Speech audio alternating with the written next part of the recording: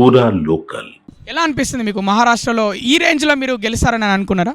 డెఫినెట్గా అనుకున్నాం. భారతీయ జనతా పార్టీ తెలంగాణ రాష్ట్రంలో మేము చేసిన కార్యక్రమాలను గురించి చాలా క్లియర్గా మాకు ఒక ఎక్స్పీరియన్స్ ఏదైతే ఉందో, ఇటీవల జరిగిన పార్లమెంట్లో 8 స్థానాలతో పాటు మరి హర్యానాలో కూడా మంచి రిజల్ట్స్, జమ్మూ అండ్ కాశ్మీర్లో కూడా మంచి రిజల్ట్స్. అంటే జమ్మూ అండ్ కాశ్మీర్లో కూడా ఎప్పుడు కూడా భారతీయ జనతా పార్టీకి అంత సరియైన ఫలితాలు రాకపోవడం గత చరిత్ర చూసినాం మనం. మహారాష్ట్రలో, జార్ఖండ్లో మేము చేసిన అభివృద్ధి కార్యక్రమాలు, కాంగ్రెస్ పార్టీ తప్పుడు ప్రచారాలు, అమలు కాని హామీలు ఏవైతే ఇచ్చినారో, వాగ్దానాలు ఇచ్చినారో అవన్నీ కూడా ప్రజలు తిరస్కరించినారని చెప్పి ఈరోజు క్లియర్గా మనం చూస్తున్నాం. 2 విషయాలు గట్టిగా మనం చెప్పాల్సిన అవసరం ఉంది ఈ సందర్భంగా. ఒకటి, కాంగ్రెస్ పార్టీ చాలా క్లియర్గా ఒక నెరేటివ్, ఫాల్స్ నెరేటివ్, తప్పుడు ప్రచారం చేయడం ఏమంటే భారతీయ జనతా పార్టీ అధికారంలో వస్తే రిజర్వేషన్స్ ఎత్తేస్తారని చెప్పి. కానీ రాహుల్ గాంధీ మా మీద ఒక తప్పుడు ప్రచారంతో పాటు మరి హామీలు ఏవైతే హామీలు ఉన్నాయో ఆ హామీలు అంటే చంద్రమండలంకి పోయి కూడా చంద్రుని కూడా తీసుకొచ్చే హామీలు ఏంటంటే ఇవ్వడం కూడా జరిగింది. తెలంగాణ రాష్ట్రంలో, కర్ణాటకలో, అదేవిధంగా హిమాచల్ ప్రదేశ్లో కాంగ్రెస్ పార్టీ ఏ విధంగా తప్పుడు ప్రచారం చేసి హామీలు ఇచ్చి అధికారంలో వచ్చిన తర్వాత ఆ హామీలను పక్కన పెట్టేసి తుంగలో దొక్కిన సందర్భాలు కూడా మనం చూసినాం. అటువంటి పునరావృతం కాకుండా ప్రజలు మహారాష్ట్రలో కానివ్వండి, మన జార్ఖండ్లో కానివ్వండి, జార్ఖండ్లో మాకు సరైన ఫలితాలు రాకపోవడం అనేకమైన కారణాలు ఉండొచ్చు. కానీ కాంగ్రెస్ పార్టీకి అధికారం కనీసం అడుగుజాడల్లో లేరు. కనీసం వాళ్ళు దరిదాపుల్లో కూడా లేరు. మహారాష్ట్రలో వారు విచిత్రమైన సంఘటన ఏమంటే, ఇవాళ కాంగ్రెస్ పార్టీ వాళ్ళు భారతీయ జనతా పార్టీ వాళ్ళు హార్స్ ట్రేడింగ్ చేస్తారని చెప్పి మరి ప్లేన్లు పెట్టి, తర్వాత ఇక్కడ తెలంగాణ, హైదరాబాద్లో కానీ, కర్ణాటకలో, మన బెంగళూరులో కానీ హోటల్స్ కూడా బుక్ చేయడం కూడా జరిగింది. ఎందుకంటే వాళ్ళు గెలుస్తారని చెప్పి ధీమాతో ఉన్నారు. అటువంటి సందర్భంలో చూస్తే ఈరోజు ఏ విధంగా ఈ తప్పుడు హామీలను, అమలు కాని హామీలను, తర్వాత తప్పుడు ప్రచారాన్ని Rahul Gandhi and team, Congress party and team చేసిన దానికి ఒక మంచి ఫలితాలు ఇవ్వడం నిజంగా ఇది అభినందించిన విషయం.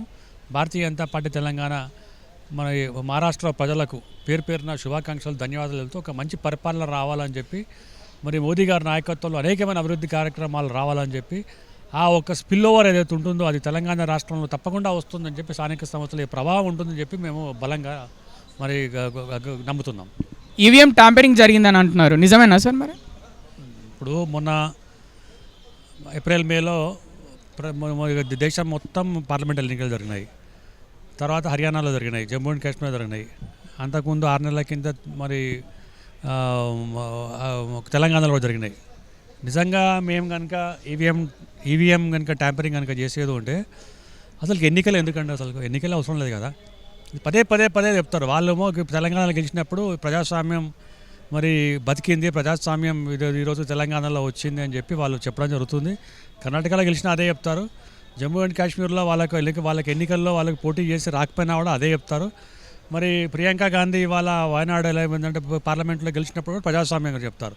వేరే దగ్గర పెడితే ట్యాంపరింగ్ జరుగుతుంది. ట్యాంపరింగే కనుక చేసే శక్తి కనుక మాకు కనుక ఉంటే అన్ని రాష్ట్రాల్లో గెలుస్తాం కదా. అసలు ఎన్నికలు ఎందుకు చెప్పండి? ఇది తప్పుడు ప్రచారం. ఇప్పుడైనా కూడా ఈ ట్యాంపరింగ్ అనేది మీరు ఏదైతే చెప్తున్నారో, ఈ నెరేటివ్ ఫాల్స్ క్రియేట్ చేస్తున్నారో, ప్రజలను మీరు అవమానపరుస్తున్నట్టు, కించపరుస్తున్నట్టు, ఎవరైతే ఓటు వేసినారో ఆ ఓటును మీరు తిరస్కరించడమే కాక, మిమ్మల్ని తిరస్కరించడమే కాక వారి మీద మీరు బురద చల్లుతున్నారు. అంటే ప్రజాస్వామ్యాన్ని కూనీ చేస్తున్నారు, ప్రజలను అవమానం చేస్తున్నారు. So hearty congratulations to the cadre, BJP leaders and on ground whoever supported it for believing in double engine sarkar, for Modi ji's leadership, and I like to congratulate each and every voter who voted and supported for the development of Maharashtra. Congratulations to Maharashtra voters. Yeah. Are you expected this victory, this much big victory? Yeah, this was a predictable, no surprise. We were expecting to win in Jharkhand too. We'll have to go back and see what went wrong. But next time, even in Jharkhand, we're gonna win. Who want to become CM? Eknath Shinde or Devendra Fadnavis? My prediction would be Devendra Fadnavis ji. Why? Because your party won 120 above seats. That's why. But other side, Eknath Shinde also worked very hard for alliance, right? Been there for a couple of time, right? So maybe people will expect, even the karyakartas and the cadre will expect different person. So as per majority, I'm expecting Fadnavis would be CM. మేము ఊహించాము, ఎందుకంటే ఇంతకుముందు మనం చేసిన పరిపాలన మీద మాకు నమ్మకం ఉండే. తర్వాత మోడీ గారి పరిపాలన చూసి దేశానికి కంపల్సరీ మోడీ గారు బీజేపీ అవసరమని అక్కడ ప్రజలు ఆలోచన చేశారు. అక్కడ మహారాష్ట్ర ప్రజలు ఏంటంటే ఎక్కువగా దేశభక్తులు, వాళ్ళు ఏంటంటే జాతీయ భావాలు ఎక్కువ ఉంటాయి వాళ్ళకు. ఈసారి కాంగ్రెస్ బీజేపీని బేరేజ్ వేసుకొని మళ్ళీ ఇలాంటి పరిపాలన ఉండాలంటే ఇంత పార్లమెంట్లో కొంత తప్పుడు ఆలోచన జరిగింది. అది అలాంటి మిస్టేక్స్ జరగకుండా వాళ్ళ ప్రలోభాలకు, అంటే వాళ్ళు ఇచ్చిన హామీలకు లొంగకుండా జాతీయవాదం మీద ఇంపార్టెన్స్ ఇవ్వాలని చెప్పేసి బీజేపీకి గెలిపించడం జరిగింది. ఈవీఎం ట్యాంపరింగ్ జరిగింది అంటారు, నిజమేనా? తప్పండి, అది ఎన్నోసార్లు ప్రూవ్ అయింది. అది రాంగ్, అది ఆ డిస్కషన్ వేస్ట్. అది మరి ముఖ్యమంత్రి ఎవరు కావాలనుకుంటున్నారు, దేవేంద్ర ఫడ్నవీసా లేకపోతే ఏక్నాథ్ షిండేనా? అది మా జాతీయ పార్టీ ఆలోచన చేస్తుంది, అది దాన్ని బట్టి ఉంటుంది. మరి తెలియదు, అంటే వాళ్ళకే ఇస్తారేమో, శివసేన వాళ్ళకి. దాదాపు 125 సీట్ల పైన వచ్చింది కదా మరి ఏకపక్షంగా వన్ సైడ్. మరి మీ పార్టీ నుంచే సీఎం అయితే బాగుంటుందా? అంటే సెంట్రల్ జాతీయ నాయకుల ఆలోచన ఎలా ఉందో తెలియదు మాకు. అది జాతీయ నాయకుల ఆలోచన ప్రకారం ఉంటుంది. నాకు తెలిసినంత వరకు షిండే గారికి ఇస్తారేమో అనుకుంటున్నాను. మళ్ళీ షిండే గారికి ఇస్తారా? మళ్ళీ షిండే గారు అంటే ఎట్లా అనుకుంటున్నారు? నాకు తెలిసిన విషయం అది. మహారాష్ట్ర ఎన్నికల్లో మీరు ఈ గెలుపు ముందే ఊహించారా, లేకపోతే మీకు అంటే ఆశ్చర్యంగా ఉందా? ఈ గెలుపు భారతదేశ ప్రజలందరూ కూడా ఉత్కంఠతో ఎదురు చూసినటువంటి గెలుపు.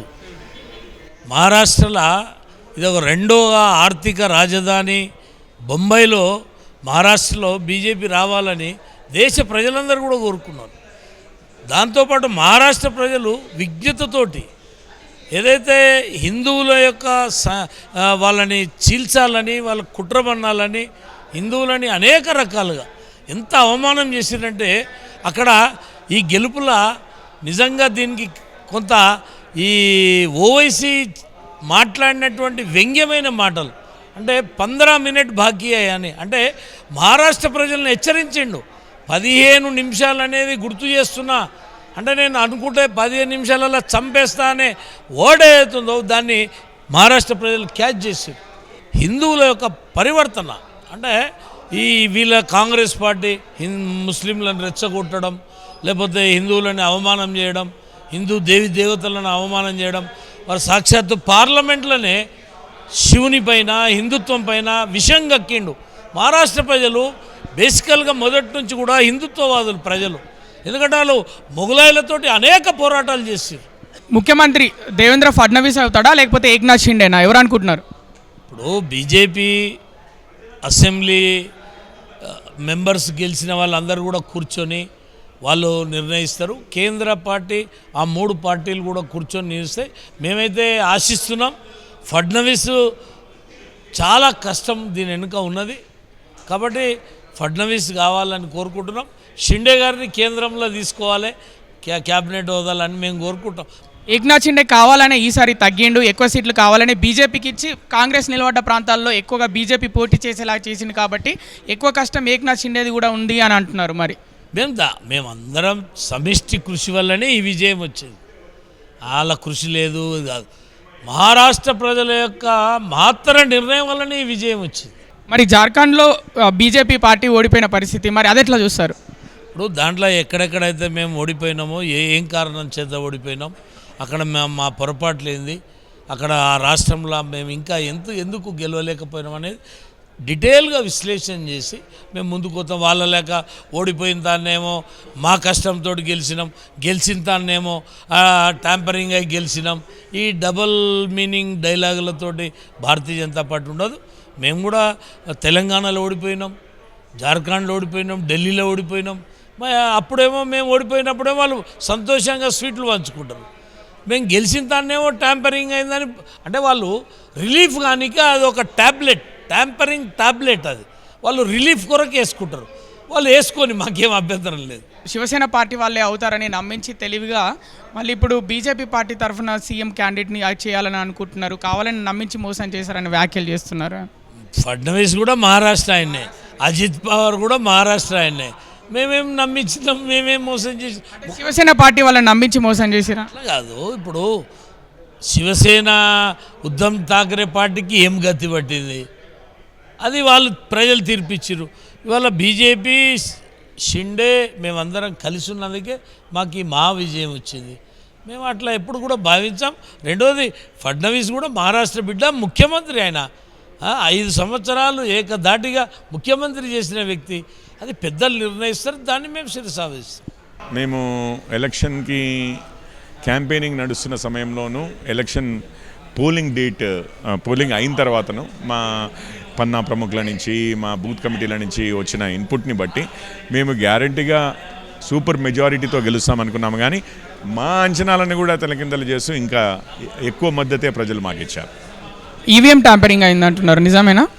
ఈవీఎం, ఎంఐఎం అనే 2 శబ్దాలు ఎప్పుడైనా కానీ ఏ కాంగ్రెస్ వారి నోటి నుంచి మీరు విన్నా కూడా, అంటే ఈవీఎం ట్యాంపరింగ్ అన్నా, ఎంఐఎం మా ఓట్లు కట్ చేసింది, ముస్లిం ఓట్లని వాళ్ళు కొంచెం చీల్చారు అని అన్నా, ఈవీఎం, ఎంఐఎం అనే 2 పదాలు వారి నోట్లో నుంచి ఎలక్షన్ రిజల్ట్స్ రోజు వచ్చాయంటే రిజల్ట్స్ ఇంకా చూడవలసిన అవసరం లేదు. వారు ఓడిపోతున్నారు అన్నదానికి కారణాలు ఈ 2 వెతుక్కుంటున్నారు అని చెప్పి మనం డైరెక్ట్గా చెప్పచ్చు. ఈవీఎం, ఎంఐఎం అంటే కాంగ్రెస్ ఓడిపోతోంది అని. మరి ముఖ్యమంత్రి ఎవరు అనుకుంటున్నారు? షిండే గారు అనుకుంటున్నారా లేకపోతే ఫడ్నవీసా? ఎవరు ఏమనుకున్నా మీ ప్రేక్షకులే కానీ మీరే కానీ ఎవరు ఊహించుండరు అసలు షిండే గారు ముఖ్యమంత్రి అవుతారు, ఫడ్నవీస్ గారు ఉప ముఖ్యమంత్రి అవుతారని. భజన్ లాల్ శర్మ గారు రాజస్థాన్లో ముఖ్యమంత్రి అవుతారని ఎవరు ఊహించుండరు. అట్లాగే మన ఒడిషా ముఖ్యమంత్రి అయినా, ఛత్తీస్గఢ్ ముఖ్యమంత్రి అయినా, మధ్యప్రదేశ్ ముఖ్యమంత్రి అయినా ఆ పేర్లను ఎవరు ఊహించుండరు. ఈరోజు నేను ఊహించి ఏదైనా చెప్పినా నాది మూర్ఖత్వం అవుతుంది, కానీ నేను కరెక్ట్గా చెప్పగలను చెప్పి నేను అనుకోవట్లేదు. నేనైతే ఇప్పుడు ఎవరు అవుతారు ఎవరు కారు అని చెప్పి అయితే నేను ఊహించజాలను. జార్ఖండ్లో మరి ఓడిపోయిన పరిస్థితి, అక్కడ కారణం ఏంటంటారు? పన్నా ప్రముఖులు, మా బూత్ కమిటీలు ఇట్లాంటి వారి దగ్గర నుంచి వచ్చిన దాంతో ఇంకొద్దిగా ఎక్కువ నెంబర్ వస్తుంది, యాక్చువల్లీ మేమే అధికారంలోకి వచ్చే అవకాశం ఉంది అని చెప్పి అయితే బిలీవ్ చేశాం. కానీ కొద్దిగా తక్కువ పడ్డాం. కానీ గుర్తుంచుకోవాల్సింది ఏంటంటే జార్ఖండ్లో ఈ రోజుకి number 1 party ఏదనుకుంటున్నారు? Bharatiya Janata party. ఏ విధంగా? Vote share, highest vote share వచ్చింది మా పార్టీకే. దాని తర్వాత జేఎంఎం, ఇక కాంగ్రెస్ ఎక్కడో ఉంటుంది, చిన్న పార్టీ ఆర్జేడీ, కాంగ్రెస్, ఇవన్నీ ఇద్దరు కలిస్తే కానీ మమ్మల్ని అధిగమించలేరు. ముగ్గురులో మా ఓట్ షేర్కి సమానం కాలేరు. ఆ విధమైన విక్టరీ ఇచ్చారు. అయితే ఈసారి కాకపోతే నెక్స్ట్ టైం వస్తాము. మేము ఏమీ లేదు, మాది ఎప్పుడు కూడా నిరుత్సాహపడే పార్టీ కాదు. మహారాష్ట్రలో 3 డిజిట్ నంబర్ దాటిరు, ఓన్లీ బీజేపీ పార్టీ మాత్రమే దాటింది 3 డిజిట్ నంబరు. మరి తెలంగాణలో ఎప్పుడు ఈ విధంగా విజయదుందుబి మోగిస్తారనుకుంటున్నారు? తప్పనిసరిగా ఎప్పుడు ఎలక్షన్ వస్తే అప్పుడు, నెక్స్ట్ అసెంబ్లీకి ఎప్పుడు ఎలక్షన్ వస్తే అప్పుడు తప్పనిసరిగా ఈసారి మాత్రం బీజేపీదే. 2 పార్టీలను చూశారు, 2 పార్టీలతో విసిగెత్తిపోయారు. వారి భాష, తీరు, వారి పనితనము అన్నీ ఒకే విధంగా ఉన్నాయి. కాంగ్రెస్కి బీఆర్ఎస్కి పెద్దగా తేడా లేదు. ఇంతకుముందే చెప్పాను, నాణానికి 2 వైపులా అని చెప్పి విలీనం కావాల్సిన పార్టీలు, కవలలు. తెలంగాణ ఏమీ అతీతం కాదండి, ఎక్కడికి అతీతం కాదు. వీళ్ళేదో నార్త్ సౌత్ అంటుంటారు, వాళ్ళకి జాగ్రఫీ కూడా తెలియదు అనుకుంటా. కర్ణాటక ఏ ప్రాంతంలో ఉంది? ఏమన్నా తూర్పు పశ్చిమ ప్రాంతాల్లో ఉందా, లేకపోతే దక్షిణ ప్రాంతంలో ఉందా భారతదేశానికి? కర్ణాటకలో గెలిచాము, ప్రభుత్వాలు ఏర్పరిచాము కదా. సో నార్త్ సౌత్ అని ఇంకేదో అని జస్ట్ కల్లిబుల్లి కబుర్లు కాదు. వాళ్ళు అసలు యాక్చువల్లీ నిజంగానే ఎందుకు ఓడిపోతున్నారు అన్నది వారు గమనించి ఆత్మ పరిశీలన చేసుకుని సరిదిద్దుకుంటే ఏమన్నా అవకాశాలు ఉన్నాయి. కానీ వారు ఇట్లాగుంటేనే మాకు కూడా హ్యాపీ. ఎందుకనంటే మూర్ఖంగా ముందుకెళ్తూ ఉంటే వారు మాకు సంతోషమే. ఈసారి మాత్రం తప్పనిసరిగా మేమే అధికారంలోకి వస్తున్నాం.